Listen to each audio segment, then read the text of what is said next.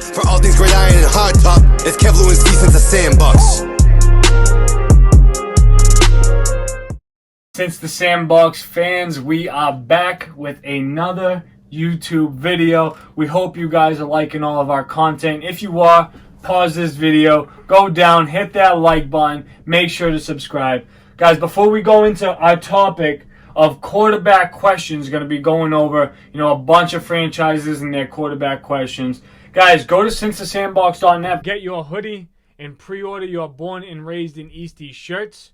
You guys can do that on sincethesandbox.net. You guys see we're repping proudly. Let's represent EASTIE the Sandbox way, okay? But guys, what are the solutions for teams like Pittsburgh, New Orleans, Carolina, even we could say Seattle with their questions about Russell Wilson recently? What do you guys think are the best options for these teams going forward? Let's start with Seattle. Do nothing. Yeah. Keep him. That's it. Whatever it takes to keep Russell Wilson happy is what they need to do. The garbage man that wins the lottery does not throw out the ticket, Kev. Fact. That's facts. No, that is an Ari Gold quote. No, I know, and I wish that would happen to me. I wish I'd find a winning lottery ticket in the trash, but didn't. But no, I think you're right. I mean, why would you even think about not doing everything you can in your power to get Russell Wilson? I mean, this is a guy who's still in the conversation for best quarterback in the league. Like, you know what I'm saying? Like, it baffles me. And as far as these other teams, I'm sure, teams like the Pittsburghs and the New Orleans and even the New England Patriots that are still success relevant are probably keeping an eye on Seattle to see what they do. Obviously, I don't think a team like the Pats would be able to afford a Russell Wilson. But you got to think, like, some of these teams are probably waiting to pull trigger to see what Seattle does. Because if they want to get rid of Russell Wilson, I'd imagine about 28 teams are probably going to be contacting them. You know what I mean? Besides maybe the Chiefs and Chargers and the Bills, maybe. Yeah. Like and the Ravens. Those four teams wouldn't call. Yeah. So no, so all that is I think it's really just a headline grabber. It's the off season. In ESPN, Bleacher Report, all these guys are looking to find clickbait so they could stay a little relevant in the offseason. Russell Wilson isn't going anywhere, and if Seattle was to make a move to move Russell Wilson, it would be shame on them because they were a horrible franchise before he got there. They were all over the place, like seriously all over the place. And if you guys were listening to our last episode with our trade cut candidates, I actually said that the Seahawks should cut or trade Carlos Dunlap, who has a $14 million salary this year. If they cut or trade him, they don't owe him a single dime. So use that $14 million, improve the offensive line, make Russell happy. That's important. That's your priority. Seriously, that's your priority. But let's jump to another team. Let's jump to Pittsburgh, guys. And we know what their quarterback situation is. They're in the works right now of talking with Ben Roethlisberger about restructuring, making it a 1, possibly 2-year deal. I don't think it'll be 2 years. This is most likely Big Ben's last year. And we see that there are a lot of points and times where Big Ben was holding them back. Whether he was fully healthy or not last year, doesn't matter. The excuses are off the board. They have a championship defense. They have a lot of great young wide receivers. Now it's time to get a young quarterback, whether that's first round, second round, third round. Let him sit this year so you're not spending all of next year building. Let Big Ben go this year. Let him enjoy his last season. If he can get you, the 11 wins that he got you last year, be happy with that, But we've already seen Big Ben's best, so let's focus on what's next. Yeah, I think what they have to do is just maybe take a guy late, but do you really want to do that? I think their best hope is Mac Jones drops to the second round and they can take him. Or a guy like that, you know what I mean? I really don't see any other option because if you wait till next year to draft somebody, then it's like that guy's either going to jump in right away or you're going to start Ducky Hodges. Yeah. You know what I mean? Or what's his name? Mason Rudolph. Mason Rudolph, kid. Yeah. Helmet head. Yeah. You know what I'm saying? So, how do you feel about Dwayne Haskins? Do you think he's... No? Nope, done. Yeah. Bing, done. Nope, not that. No joke. Again, it's fancy trash. Garbage. Yeah. I don't care. Like, dude, they said he legitimately was, like, not... They said he went out to, like, a party, then came into the Washington football team facilities and didn't say anything. Like, if you're stupid enough to think you could get away with that and not think you're going to get anybody sick, I would literally rather that bobblehead. I am JT. good, dude. If you failed on the Washington football team, how the hell are you gonna rise up with the steel curtain? Yeah. It's over. And this might be like a crazy take. I don't know, but I'm just spitballing here. If you're the Steelers, right? And again, this is a guy I'm high on. Two teams that are going to be, well, one already is in the quarterback market. One that probably will be within the next year or two is Atlanta and Carolina. Like, I would look into maybe getting like a Teddy Bridgewater or like a Matt Ryan, just for the time being, like you said, until you can. It's a good interim. Until you can either draft someone or trade for like a big name guy. You know what I mean? But those are two teams that, like, Carolina is probably going to replace him this year. So, like, go out and get Teddy Bridgewater for a year or two if you can. He's not horrible. Like, he's good enough to win you 11, 12 games with the roster they have. You know what I'm saying? I don't mind those two names, and if I had to choose one, I would definitely have a preference of Matt Ryan over Teddy Bridgewater. Yeah. And, realistically speaking, Matt Ryan's a Hall of Famer. Mm-hmm. I mean, you can debate it if you want, but he has the career stats that he's going to go down there as a top quarterback, probably top 10, top 15.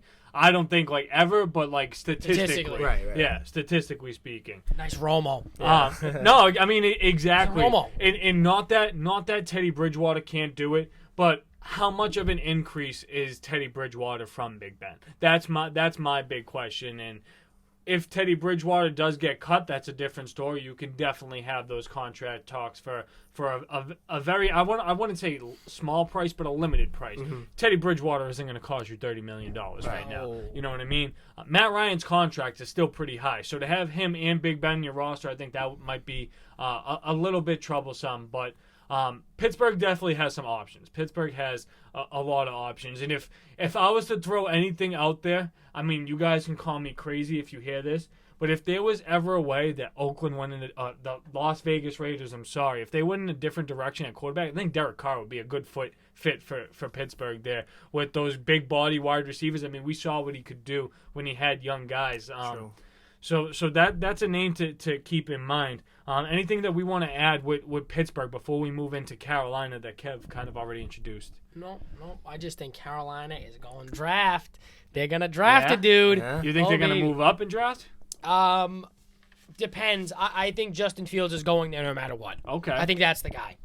Yeah, I mean, I don't hate it at all. Yeah, I definitely don't either. And Book it.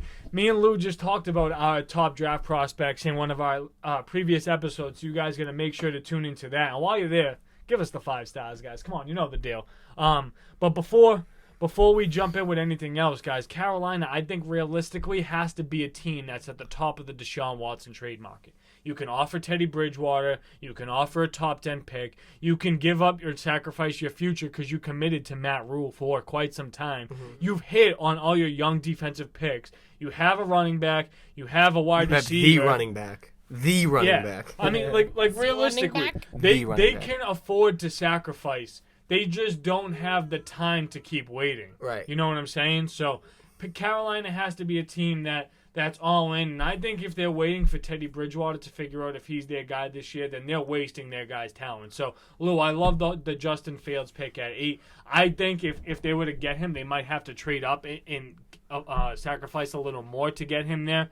But it all depends on what Miami does at 2 and 3, and we'll talk about that in our mock draft that will be coming to you guys next week. But Kev, you got anything to add with Carolina? Yeah, well, I was gonna say the other thing about Carolina too that's huge is if you look down that division, like if they did go out and get a Deshaun within the next year or two, like they could be at the top of that division. Easy. You got to think like Brady's gonna be done in the next year or two. Yep. Breeze is probably already done.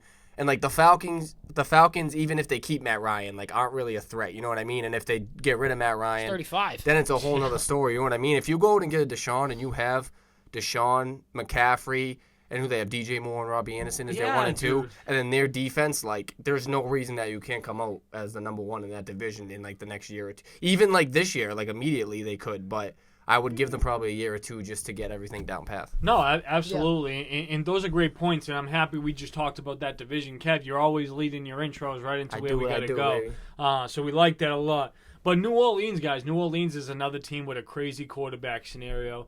Drew Brees is in the midst of retirement, so he's half in, half out. So we already know what the Drew Brees will look like if we do see him commit to playing again this year. I think that might be a little troublesome for New Orleans, especially where, you know, you can say that they're so talented on offense and defense. I mean, arguably they have, a top 5 offense when healthy with Michael Thomas and Alvin Kamara. I like their defense as a solid unit. At the end of the regular season last year, they were playing pretty good, but we know what happens to the Saints in the playoffs. So the Saints just do Saints things. But what do you guys think a realistic option for them to resolve their quarterback position is? Because, is it Jameis Crablegs? It is. I think it is, or it's Taysom Hill. I think they're going to go platoon and just let Drew Brees go. Like they said in Frozen, just let it go.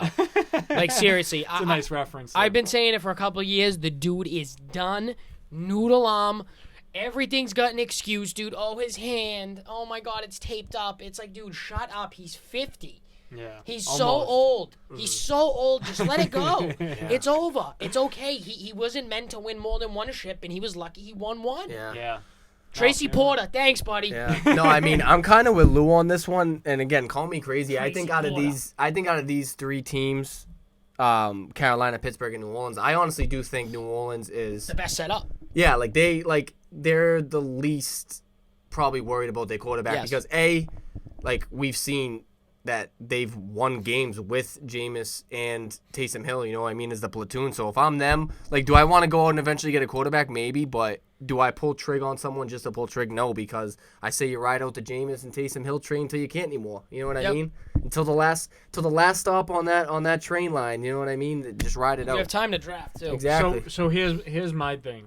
I think the Saints stay with one of those 2 guys unless they decide that their future is in this draft and their future is now. Mm-hmm. So if they think that Zach Wilson or Justin Fields is going to be their guy, because realistically I can't see how they would afford to get Trevor Lawrence, then you commit the picks. And we've seen that the Saints have moved up to get their guys before when they had Marcus Davenport, you know what I mean? They traded another first-round pick to get him there. But no, I realistically think that one of those young guys can definitely lead that franchise. It's just, are you willing to make the sacrifice on a draft pick right now? Mm-hmm. And I don't know if they necessarily are, and I can't see them sacrificing as much to get Deshaun Watson, as much as that might be a great fit for them. Mm-hmm. Right. I really can't see it happening, but you have to give up Kamara or somebody. Someone big would have to go. Right. Yeah, and I realistically, I don't see that happening. Be huge. But guys, there's a lot of quarterback questions around the league. We know New England still has some questions. Chicago's another team with questions. Marcus Mariota. So we'll see what happens, what goes on in the draft process with those guys. But guys, let us know what you think about our quarterback questions. If you think our answers are enough for those teams to have, a winning, stable franchise going forward. Make sure you guys like this video, subscribe to our channel, go and get your Since the Sandbox hoodies on sincethesandbox.net. Pre-order your newest Since the Sandbox shirt, born and raised in EASTIE, representing EASTIE the Sandbox way, the only way to do it, baby. Leave us that 5-star review for our podcast and check out all of our newest content. Peace out, guys. Love me some Teddy Bridgewater. Hey. For all things great iron and hard top, it's Kevlu and Since the Sandbox.